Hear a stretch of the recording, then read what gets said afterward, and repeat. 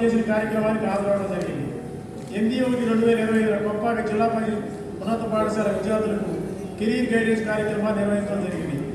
10/3/2025 తణుకు శాఖ వారు తణుకు జిల్లా పరిషత్ ఉన్నత పాఠశాలలో పిల్లల కొరకు నిర్వహించిన పోషకాహార పంపిణీ ముగింపు కార్యక్రమంలో పాల్గొనడం జరిగింది. 30/3/2025 ఉగాది సందర్భంగా నిడదవోలు శాఖ వారు టౌన్ హాల్లో నిర్వహించిన ఆదర్శ రైతుల సన్మాన కార్యక్రమంలో పాల్గొనడం జరిగింది. 6/4/2025 ఏలూరు ఆయుష్ హాస్పిటల్లో జిల్లా డైరెక్టర్ల ఆవిష్కరణ కార్యక్రమం నిర్వహించడం జరిగింది.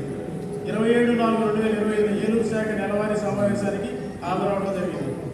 1/5/2025 భీమవరం శాఖ వారు ఆర్టీసీ బస్టాండ్ వద్ద నిర్వహించిన శలివేంద్రం ప్రారంభోత్సవ కార్యక్రమానికి హాజరవడం జరిగింది. 31/5/2025 ఉదయం హనుమాన్ జంక్షన్ నూతన కార్యవర్గ ప్రమాణ స్వీకారోత్సవానికి హాజరవడం జరిగింది. మధ్యాహ్నం మార్టేర్లో పెనుమంట శాఖ వారు విద్యార్థుల కొరకు నిర్వహించిన సమ్మర్ క్యాంప్ ముగింపు కార్యక్రమానికి హాజరవడం జరిగింది.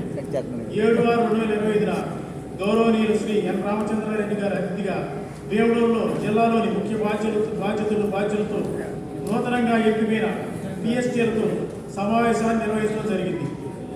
15/6/2025 ఏలూరు శాఖ 2025-26 కార్యవర్గం ప్రమాణ స్వీకారోత్సవంలో పాల్గొనడం జరిగింది. 27 జూన్ 27 చింతలపూడి శాఖ నూతన కార్యవర్గ ప్రమాణ స్వీకారోత్సవానికి హాజరవడం జరిగింది. జూన్ 28 తడికెలపూడి శాఖ నూతన కార్యవర్గ ప్రమాణ స్వీకారోత్సవానికి హాజరవడం జరిగింది.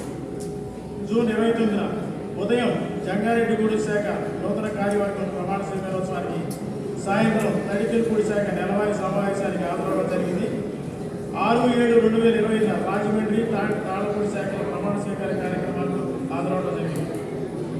జూలై 21వ తేదీన ఉదయం 8:30 గంటలకు ఏలూరు శాఖ నెలవారీ సమావేశానికి 10:30 గంటల కైకలూరులో కృష్ణా జిల్లా నూతన కార్యవర్గ ప్రమాణ స్వీకారోత్సవానికి సాయంత్రం చింతలపూడి శాఖ శాంతిరథం షెడ్ ప్రారంభోత్సవ కార్యక్రమానికి హాజరవడం జరిగింది.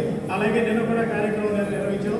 నిన్న మన దేవినేని భాస్కర్ గారి పుట్టినరోజు, అలాగే పెంగళ వెంకయ్య గారి పుట్టినరోజు కూడా ఒకే రోజు వచ్చింది. ఆ రోజు పెంగళ వెంకయ్య గారి జయంతి కార్యక్రమాన్ని కూడా నిర్వహించడం జరిగిందండి. ధన్యవాదాలు.